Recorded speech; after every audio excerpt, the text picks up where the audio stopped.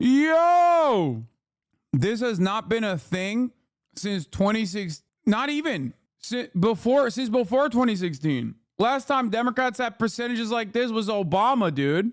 That's crazy. I'm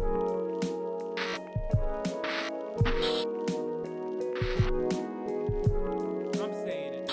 All right. Well, here is Harris improves on Biden's performance against Trump. Okay. Here it is. New polls are coming out since the swap out, and it's been looking pretty good momentum wise. Tim Walz pro ceasefire. Vote going to uncommitted, and we've seen that already in about 40,000 votes right now, 20% of the vote going to uncommitted, and we've seen that already in this primary in Michigan. What message are voters in your state trying to send to President Biden? And what do you want to see President Biden do? This is from the actual Super Tuesday coverage where they had Minnesota Governor in response. Yeah, look, they're engaged. We're really proud in Minnesota. Civic responsibility. We have some of the highest voter turnouts. These are voters that are deeply concerned, as we all are. The situation in Gaza is intolerable. And I think trying to find a solution, a lasting two-state solution, certainly the president's move towards humanitarian aid and asking us to get to a ceasefire, that's what they're asking to be heard. And that's what they should be doing. We've gone through this before, and we know that now we make sure we've got 8 months.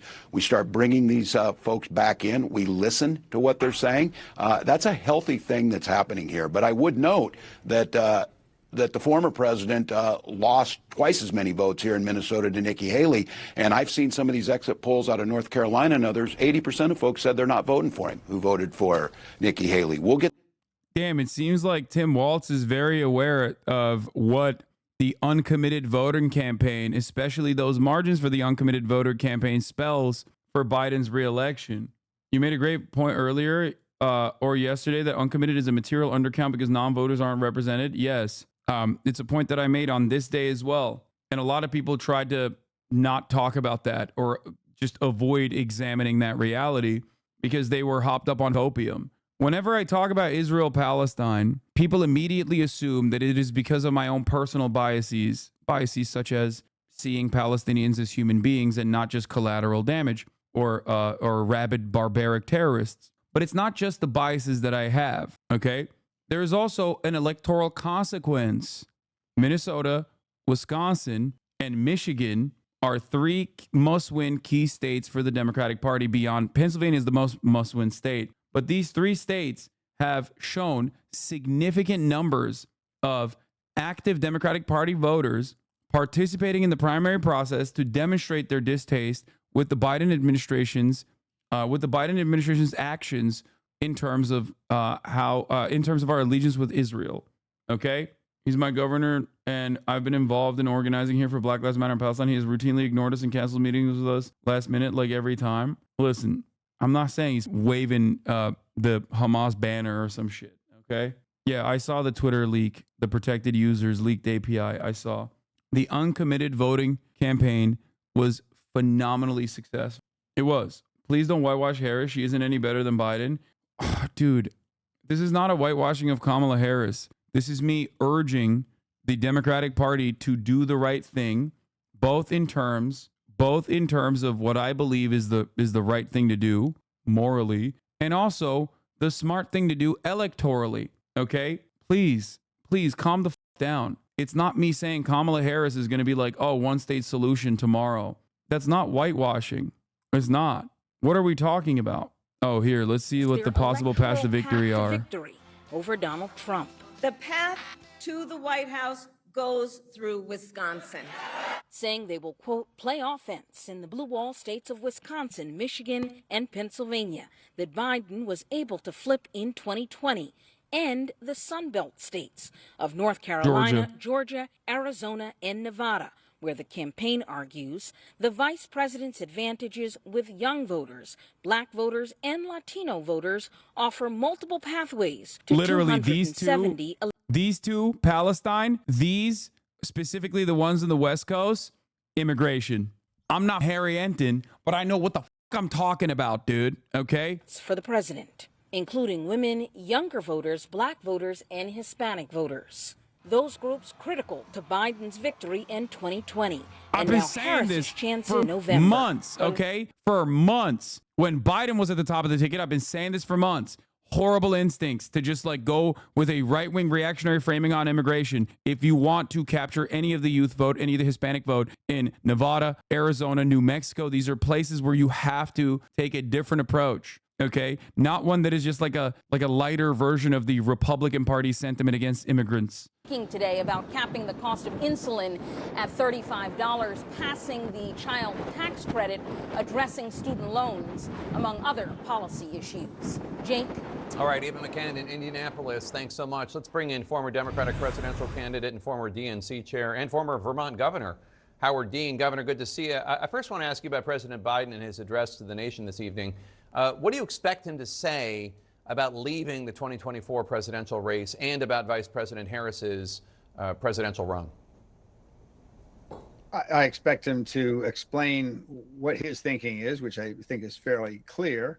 And I expect him to thank the American people. And I expect him to explain why Vice President Kamala Harris is the right person for the job. And I think that's pretty straightforward.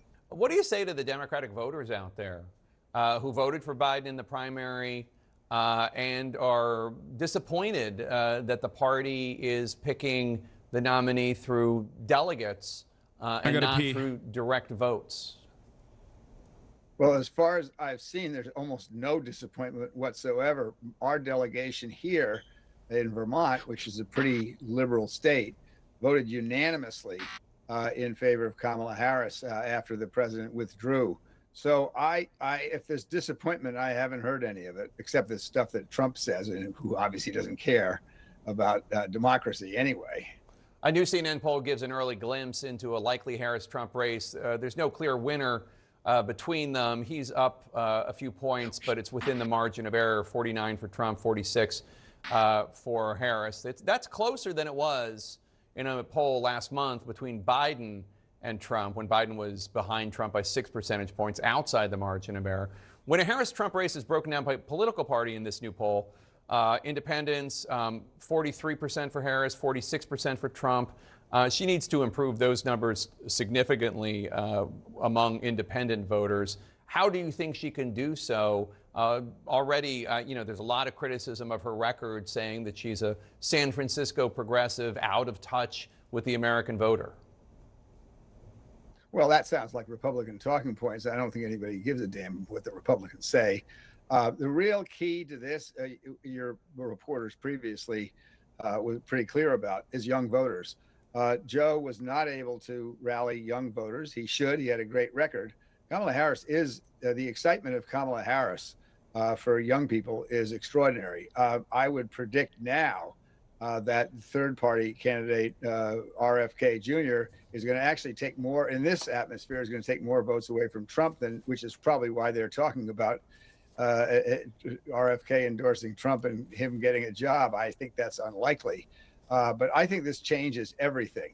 It now gives Democrats a real alternative. And Trump becomes the old codger who probably has some cognitive issues. Trump has cognitive issues, you're saying? Yeah, I mean, it's pretty clear. You get up and make a speech and lie 73 times in 10 minutes. You got some problems there.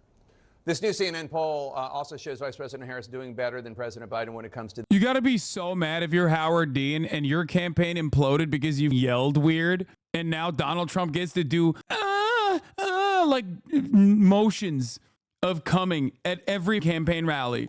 Like every campaign rally, Donald Trump does the whole like transgender athlete bit that he does where he's like, and it's like people love that shit. Okay, that is a million Howard Dean screams. Do you understand? So much worse. You know something? You know something? And then we're going to Washington, D.C. to take back the White House. Yeah! Like, it feels like it's from a different... It doesn't even feel like this was 20 years ago. It feels like this is a different dimension, okay?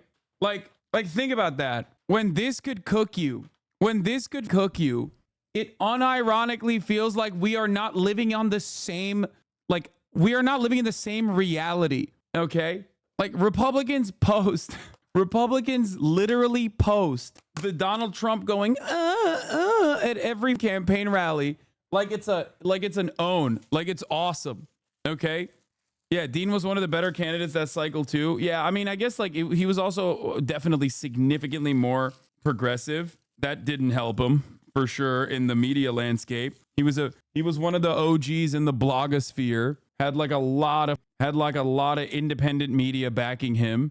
That probably didn't play a big role. That probably didn't play well in terms of the media coverage on him. But it's like people asking like, why did this doom him? It's like, dude, because it was a different time. Okay, when guys, we're talking about Joseph Robinette Biden ran for president. Okay, in 1984. That was the first time he ran for president. And when he ran for president, he had to resign from his campaign in disgrace because it came out that he had plagiarized one of his own personal speeches about his own personal life directly from a UK politician. Okay? Did I say 1894? No, I said 1984 or 1988. Yeah, he plagiarized Neil Kinnock's speech about being the first Kinnock to ever go to college.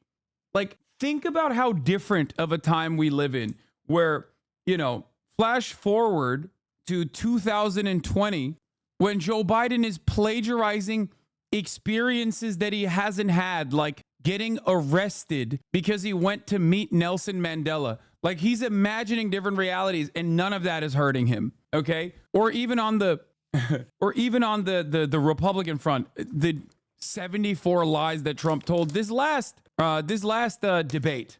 Okay. It's just a very different reality that we exist in now. Very, very different reality.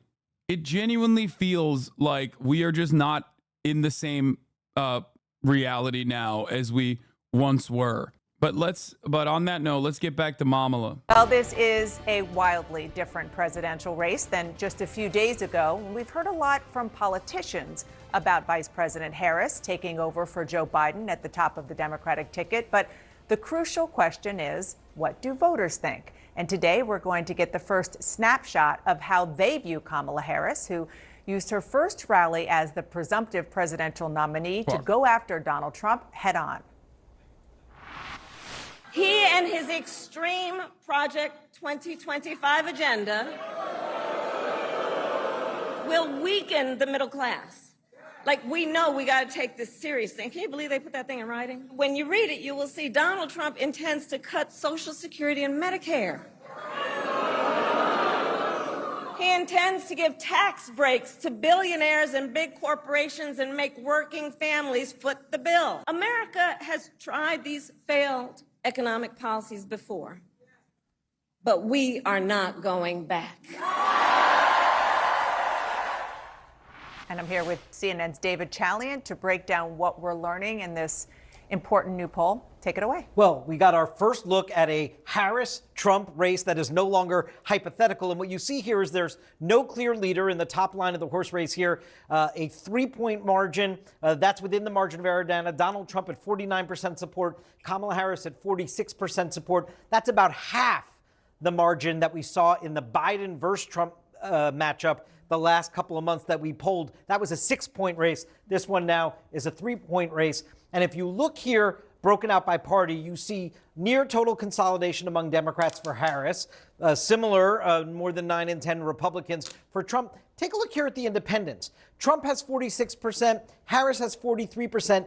Biden was losing independents to Trump in the last couple of months, according to our polling, by roughly 10 points. Now Harris is just losing them by 3, though remember, Biden won them by 13 points in 2020 when he won that election. Now let's talk about the coalition. What the president, now former candidate for re-election, Joe Biden, really struggled with was holding the Democratic coalition together. Where is Kamala Harris on that? She's definitely making up ground with some of these key core constituencies. If you look here, this is a poll that we did with SSRS, contacting people we had polled in April and June, right? So you can actually track the movement. And you see here, young voters, it was a 7-point advantage for Trump in the spring over Biden.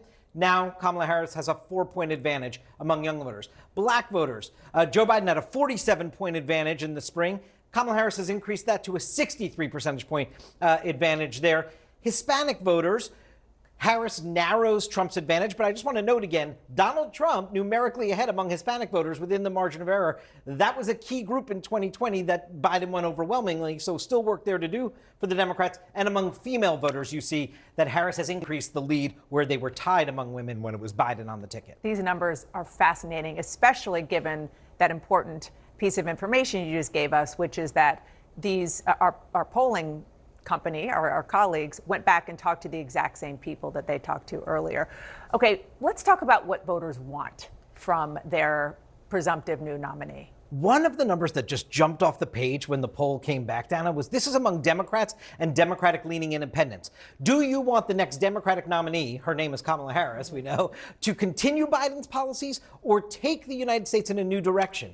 53% say continue Biden's policies. 47% say take in a new direction. And for the record, this doesn't mean, like, this, I suspect, means exactly what I've been saying, perhaps because I'm biased, okay? But it means do something different in terms of the least popular aspects of Biden's election chances, Gaza, and immigration, and continue the most popular aspects of Biden's policies, which is social progress, defending, and championing abortion, ensuring that women have bodily autonomy, and also at least like the advocacy for socially or fiscally progressive policies as well.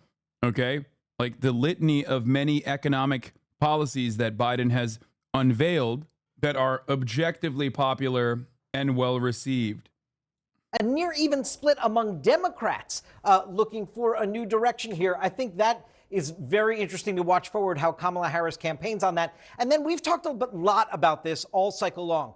Are you voting for a candidate or against a candidate? Take a look at what a difference a couple days make. For Harris, now it splits evenly. 50% of Harris supporters say they are casting their vote for her. 50% say they're doing it against Trump. Look at what that was when Biden was the nominee. Yo! 2/3 of his votes were.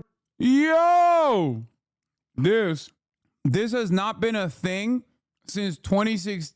Not even. This has not been a thing since before 2016. Last time Democrats had percentages like this was Obama, dude. That's crazy. It's been damn near 20 years since Democrats have actually said they're not voting against insert Republican, usually Trump. Unfortunately, it's been Trump the last 3 times. That's crazy. Against Trump, only about a third, 37% were for him. Harris changes that equation. Donald Trump, by the way, gets more affirmative support after the assassination attempt, after his convention. He's now up to 74% of his voters who say they are voting to cast their ballot for him. Only a quarter say they're casting their ballot to be opposed to Kamala Harris, Dana.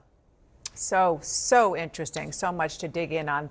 I'm over at the table now, as you can see, and David's going to be here in just a moment, joining us here already. Excuse me, are CNN's Phil Mattingly and Sung Min Kim of the Associated Press. Hello. Phil, I'm going to start with you. Yep. Excuse me, what's your takeaway? So Biden dead-enders kept trying to say the polls are actually going in a good direction. They were lying. This is polls moving in a good direction, just so you understand. Okay? This is exactly what it looks like when polls are moving in a positive direction. Okay? Of what David just laid out. That last data point is the one I'm most fascinated by. Nerding out on some level, probably going a few layers deeper than maybe most people will be at this point in time. But I think what that shows is what I think a lot of us have picked up over the course of the last 36 hours, 48 hours, which is if you want to know what a collective exhale of an entire political party looks like, look into these numbers, both in the affirmative support of the vice president, 50%, where I think Joe Biden was at 37%, as David was just showing through. They are excited about a candidate when they weren't prior to now. Because of that, you are seeing many of the groups that form up their coalition, as David was running through, start to come back home, which was always the pitch from the Biden team. They'll come back home eventually. They'll have to come back home eventually. They weren't coming back home. They may have, but they weren't up until the last couple of days. They are starting to now in the key demographic groups. I think that's critical. I think the big question right now is, I don't know that this changes what we would have assumed would have been the dynamics of what we knew was going to be a very, very close race. at all on that front. It's just a matter of, can the coalition continue to come home in its entirety? And most importantly, those kind of 100 to 150,000 voters in those 7 critical states, where are they? And I think that's always going to be the question now that things seem to be aligning how Democrats and Republicans expected them to. Yeah, and that's obviously, this is a national snapshot. It's important for us to see this. It's going to be those battleground states, wherever they are at this point, that will tell us who is going to ultimately become president next time around. But just on that question of coming home, a phrase that you just used, let's look at another way to approach our new numbers that we're just getting out. The question, the choice for president, basic question. Right now, Trump is still up 3. Again, this is a margin of error situation. But back just a couple months ago, if you look from April through June, up 6. So football's coming out. There is a slight shift in the direction of the Democrats. And a slight shift because of the numbers that David pointed out, that so much of the key parts of that Biden-Harris coalition in 2020 are energized and excited for their Democratic nominee again. And, just going back to Phil's point, when, the Biden campaign's whole theory of the case is that once you put Joe Biden up against Donald Trump, people are going to remember what they didn't like about the Trump White House and then come home to the Democratic Party. But kind of politics 101 is you do have to be excited for your party's candidate. And it's just this level of enthusiasm that we're seeing for the Democratic Party is nothing that we saw on the scale of what we saw on Joe Biden's behalf for so much of the last year and a half. And another number that I was just so struck by in the poll, where it said 90% of Democrats approved of Biden's decision to end his candidacy. I mean, we knew that that tells you his staying in the race was going to be an unsustainable situation. And just whether that energy of the Democratic Party right now, bleeds into those independent voters that are so critical that President Biden won in 2020, that, former President Trump is doing better with right now, yet to be seen clearly. But I think that, I don't know if Democrats could have had a better 48 hours. The latest on the race for the White House, Vice President Kamala. We've been talking a lot about Biden's progressive economic policy, but the material conditions where most Americans aren't getting much better. Biden has almost done nothing to mitigate this, and according to a lot of people, has only made the issue worse. To me, defending Biden only makes us fools and idiots and will cost us in the long run. Could you point me to some sources to support your claims? Everything that I'm talking about is what Biden is campaigning on in terms of like a rent cap. As far as like what Biden has done in terms of like the infrastructure bill, that's good.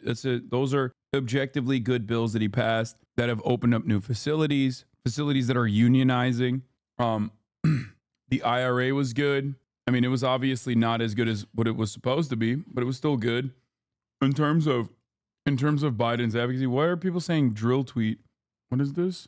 Why are you sending me this shit? Anyway, how the IRA was a mixed bag at best. He gutted the COVID-era social safety net, though, and kicked tens of millions off Medicaid.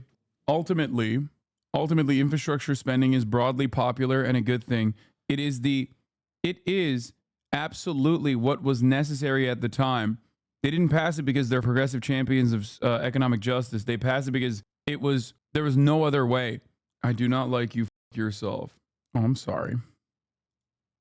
Harris, who is now the presumptive Democratic presidential nominee, ramping up her campaign after her first rally in the key battleground state of Wisconsin. Let's go to our chief White House correspondent, Mary Bruce, for the details. Good morning to you, Mary. Good morning, Robin. Well, I can tell you the energy in that room at that rally was palpable. The crowd was fired up and energized. It was the largest crowd the Democrats have seen in this race so far. And from the moment Kamala Harris stepped onto that stage, it was clear this is now a whole new race.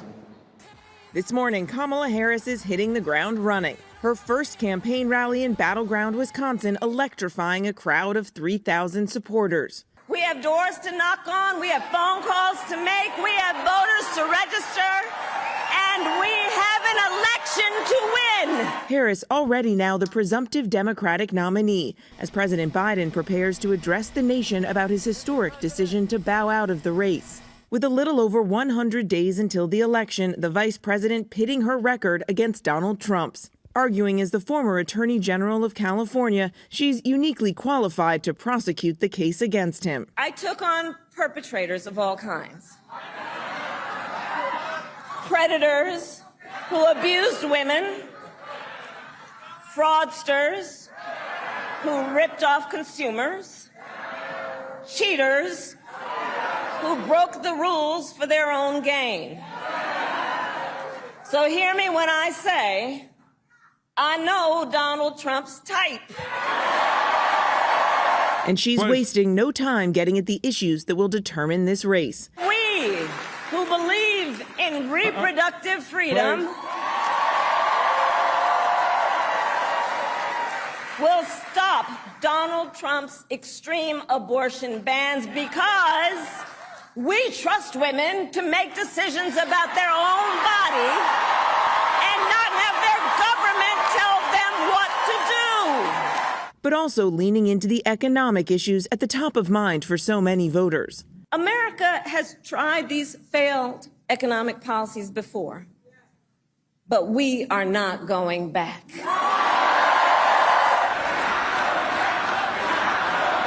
This morning, the first poll since Biden withdrew showing Harris has a slight lead over. I think one aspect that she has to hammer that I think is like good messaging is Trump's tax cuts, right? I would just say, look, this guy lied to you, okay? This guy lied to every American that's making less than the top marginal tax rate every year.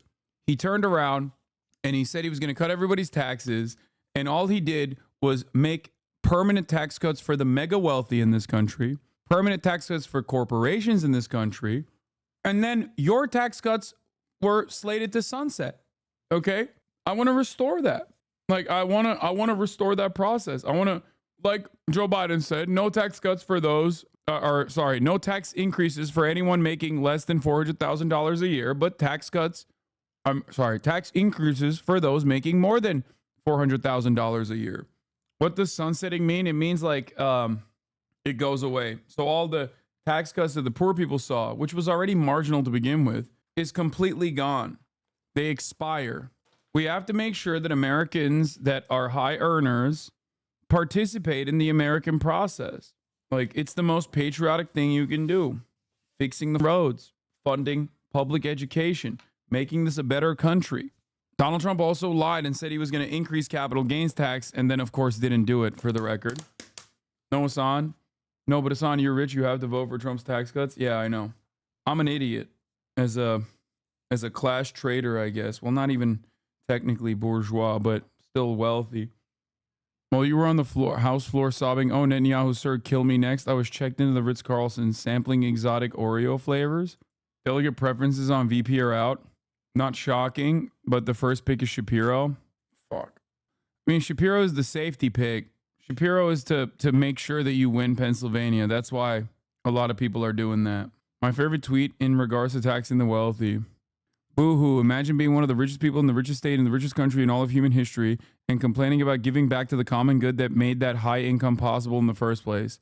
Yeah, it's a great way to talk about this. For the record, the tax cuts for the wealthy, the top marginal tax cuts stay. Those are permanent. The only ones that expire are for the working class. Anyway, let's continue.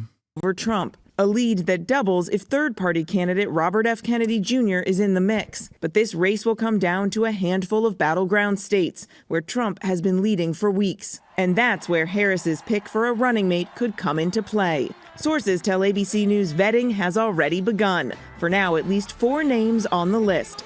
Josh Shapiro, the popular governor of must-win Pennsylvania. Senator Mark Kelly of critical Arizona, an astronaut and the husband of former Congresswoman Gabby Giffords. Andy Beshear, the young governor who just won re-election in deep red Kentucky. And Governor Roy Cooper, elected twice in North Carolina, a state Democrats have been investing in heavily, hoping to flip blue. Now, a senior administration official tells us that right now Kelly and Shapiro are the leading candidates. But of course, this list could change in the coming weeks. And Harris doesn't just have the ability to focus on the race for now. She also has to. It sucks that out of that list, those are the 2 more conservative ones. It's just like kind of lame. Balance this new role with her official duties. And today that includes a speech in Indiana. And tomorrow, a meeting with the Israeli Prime Minister Benjamin Netanyahu back in Washington. Robin. That's right, Mary. Our thanks to you. Let's get to Lindsey Graham talking about Kamala flunking the first test of being president. Lindsey Graham, the great state of South Carolina. I have a question for Kamala Harris and other Democrats like Patty Murray and many of your colleagues, Senator, and idiots like George Clooney and his wife.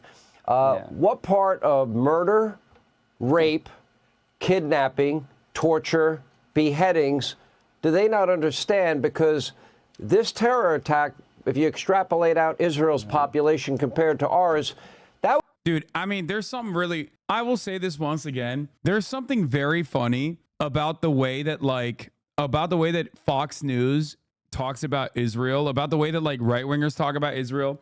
Like, there's a lot of content creators online who try to be as edgy as they physically possibly can be, including, content creators who are basically, Nazi adjacent. But, when it comes down to it, in terms of my sentiment against Israel, those guys who are literally aligned with Nazis, who hype up Nazis, will turn around and be like, Hasanabi, I can't believe how anti-Semitic Hasanabi is because he said Israel is doing a genocide. It's like, bro, you can't posture like a 68-year-old neocon while simultaneously every other thing you're doing is so edgy and, ooh, you're being attacked for your free speech. It doesn't make any sense. It doesn't make any sense whatsoever. You see that from so many dudes online that try to present themselves as free speech advocates that are constantly under attack by trans activists or whatever who then turn around and posture like the most hysterical social justice warrior when it comes to the issue of Israel, right? It is so unimaginably inconsistent where they just immediately turn around and go, oh, dude, what are you saying? What are you saying? This level of anti-Semitism cannot go on. What the It's so hilarious to watch. Personally, I think it's very funny to watch because, once again, it is a clear-cut demonstration that absolutely zero people have full-blown free speech principles, with the exception of maybe 5 people. Nazis on Twitter think that this doesn't go hard. What? Okay, I don't care about that. Yeah. Edgelords crumble when you reveal them as snowflakes. But yeah, literally, there's all these people. I remember there was that one alcoholic dude who was constantly on the verge of offing himself. What's his name? He's Mutant Monster Groiper or something. I was reminded of his account's existence by Edinger Mentum the other day, who posted specifically about Kamala Harris getting owned by Donald Trump. It'll be so exciting to watch a black woman get destroyed or whatever. Just, repugnant racist shit, right? But that guy, including the Red Scare people and whatever, the Red Scare people are always such pussies. They try to present themselves as edgy contrarians when it comes to white supremacist nonsense. But then immediately on the issue of Israel, they turn into the biggest soy social justice warriors. It's so funny. It's hilarious to watch, in my opinion. I think it's just, watch them chirp about how scary the sentiment is that you're saying that Israel can't be an ethno state. That would be the equivalent of 40,000 dead Americans in a day. What part of that is this wing of her party missing? That's a really good question. Here's my view on this. Everybody who wants to kill the state of Israel and all the Jews and wipe it off the map. Dude, Lindsey Graham is my favorite Israel dick rider because he is so ferocious, okay? He loves bouncing on that dick up and down. He loves contorting himself. It's not even blowing bubbles at this point. It's far beyond blowing bubbles. We're not even talking about guzzling. Remember, Lindsey Graham famously said that he trusts the Israeli Defense Force more than he trusts the American military. That level of dick riding, that level of dick eating, the throat goat himself. And no, I am not being homophobic because Lindsey Graham is a secretly in the closet gay man. I'm just simply using this as a term of reference in terms of his defense of Israel. Okay? Yeah. Lindsey Graham still can't get married in Israel. Okay? Israel. I'm Israel high. Map wants to kill us too. We're the great Satan. So I don't understand why we would pick a group of people who would actually want to kill us. Now, she's the de facto nominee for the Democratic Party in 2024. This is an astounding bad decision not to appear behind Bibi as Vice President of the United States. I can't believe that Kamala Harris is not participating in the most democratic speech ever made. The most moral nation on the country, Israel. Israel's the most moral nation, the absolute best nation on the country. Okay? Am Israel Chai. I wish, with all my heart, I wish I was Israeli. Okay? I think about it every day. Now, of course, I'd had to go to Cyprus real quick for a trip if I wanted to live La Vida Loca in Israel, if I wanted to get married to my life partner, and then maybe I'd be fine. Okay? And of course, if I visit the West Bank, you got teenagers spitting on me because I'm Christian. But, you know, we could fix that. I love Israel. I love Israel more than I love America. Okay? That's right. This is a signal to Hamas, Hezbollah, and Iran that we literally do not have Bibi's back.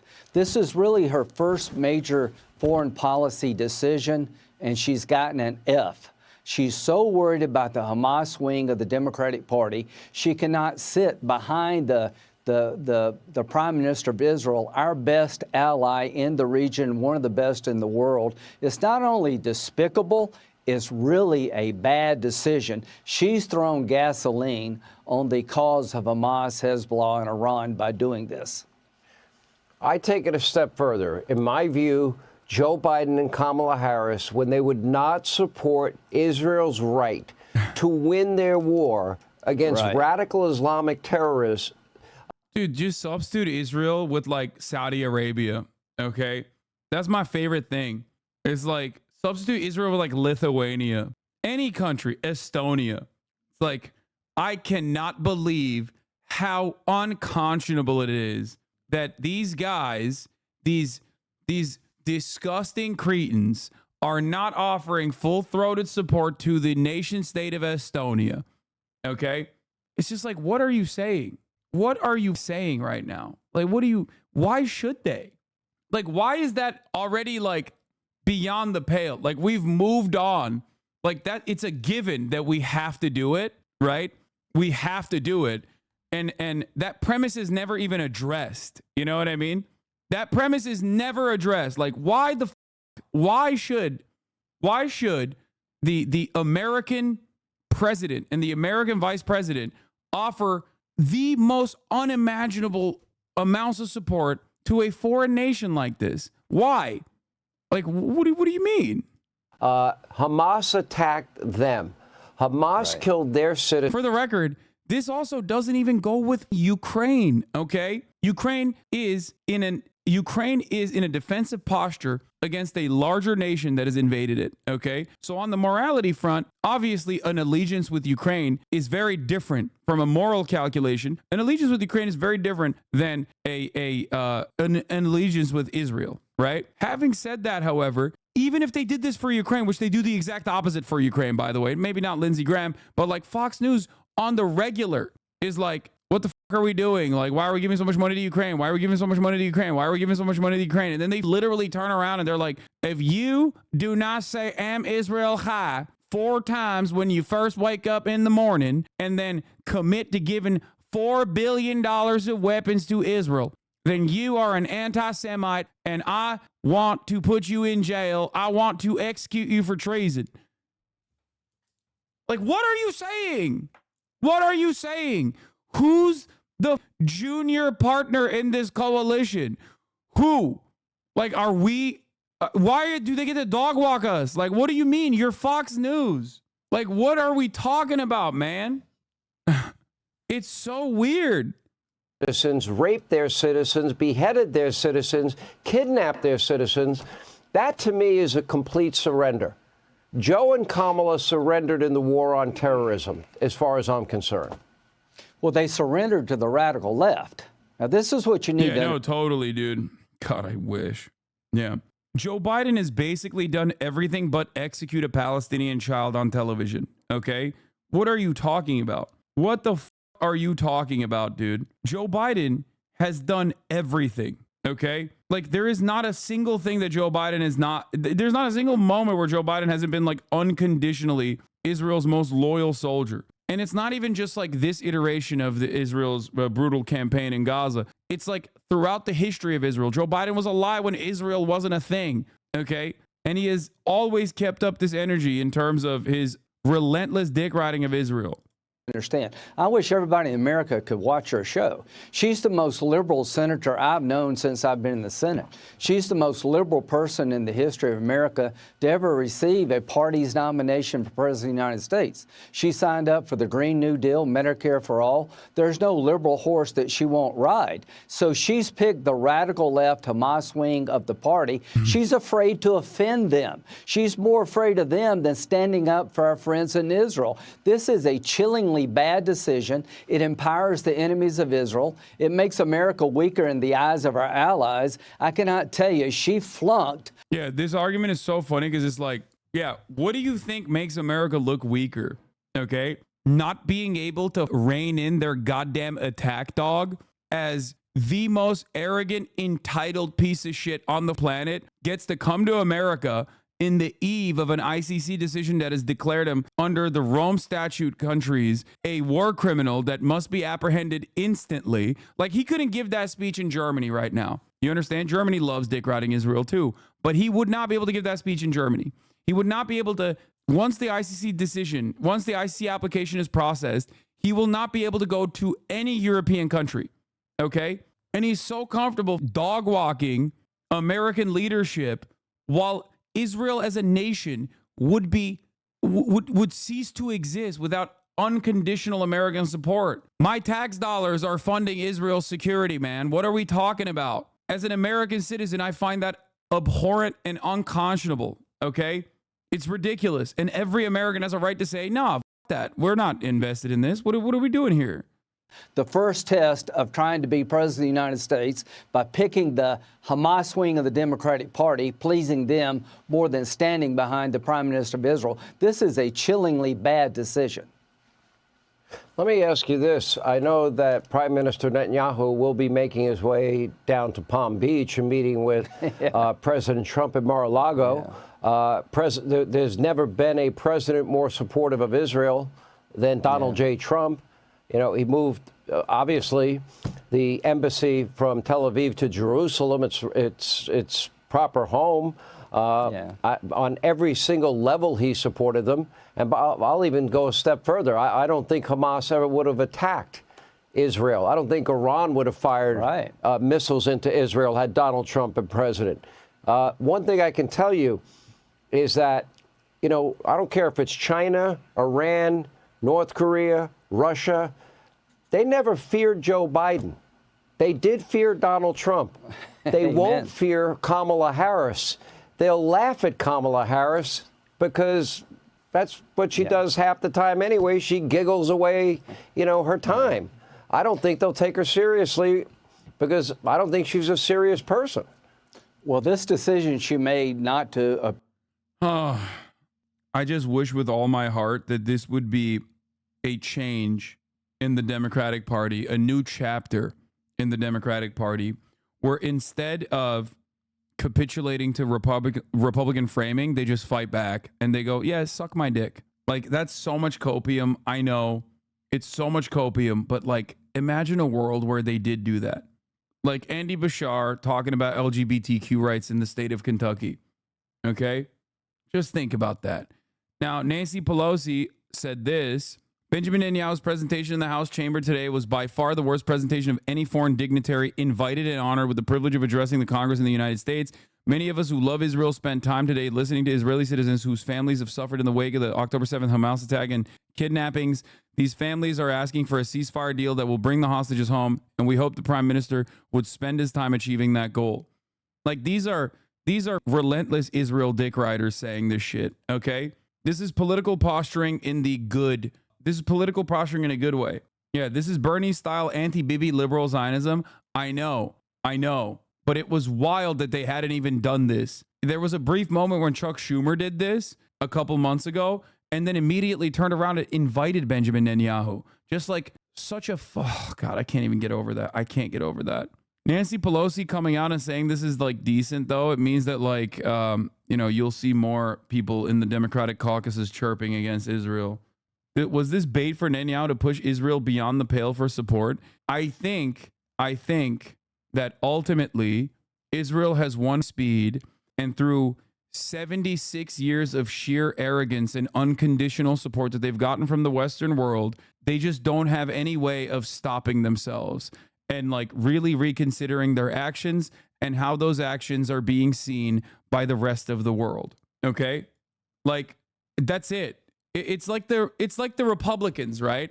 Which, you know, you could obviously make a argument that the Republican Party and the Israeli government are aligned on a lot of ideals, specifically fascism. Okay. The thing is, it's just like the Republican Party having a hard time changing their narrative around Kamala Harris. Okay. The Republican Party keeps calling her like a black woman, an inferior, and a whore, or whatever the. Meanwhile, Mike Johnson's like, please stop saying that. Okay. Please stop saying that. Please just stop. We can't keep saying Kamala Harris is an inferior black woman and a whore, because that's going to make us look really bad. There's a general election coming up, and the Republicans are like, nah, f that. I'm going to say it extra hard. Okay. That's kind of what's going on with Israel, where like there are some liberal Zionists who are like, maybe we should dial back the ethnic cleansing stuff. Like, I don't know, we're going to like lose all the support from the Western world at this rate. And everyone in Israel is like, nah, f that. Nope. Because that's all they know. That's all they know. They've lost the plot entirely, and they don't recognize that they're being cast aside as like a pariah state. Okay. Where the calculation is very different. Can you explain how the Republicans are fascist? I mean, easily. If you personally believe in a project of going in to brown people's communities and their homes and utilizing like a militarized police force in the form of BORTAC, in the form of CBP, and doing dragnet operations and ripping away tens of millions of people from their homes, only to process them swiftly and then engage in like mass encampments, concentrating a certain subsect of the population into camps, into detention facilities, and then purging them from the country. I mean, that's pretty Hitlerian. That's like, you know, literally the most Hitlerian thing you can do. The Republican Party just had a convention this past week. People had mass deportation signs. Like, what do you think is going on? Appear as vice president behind Bibi when he addresses a joint session of Congress is a very poor decision, reinforcing to the world that she does not have Israel's back. If you give in to aggression, you'll get more of it. The choice between Trump, Vance, and Harris, and somebody yet to be named, on Israel is clear as night and day. It's also clear on the border, on inflation, on taxes. This is a right track, wrong track election. 70% of Americans believe we're on the wrong track. If you believe that, you're right. If you think Harris is going to get us back on the right track, you're very wrong. She is the face of wrong. I guess it's almost no different than the Mexican repatriation of the 1930s. No, it's not. And ironically enough, the continuation of that program that extended into Eisenhower, the Bracero program's second deportation that occurred with an operation called Operation Slur, Operation, I won't say it, is exactly what Donald Trump has promoted. Operation W word, okay? That literally is what Trump is hyping up. He keeps saying it was awesome when we deported 1.3 million Mexicans, some of which were Mexican American citizens, by the way. Okay? Like he keeps saying it's awesome and it's great and we should do that. Like that's what he keeps repeating. And the worst part about it, yeah, the opposite of Operation Dry Front, opposite of those words, Dry Front, would be the name of the operation. Okay? Anyway, he keeps repeating that.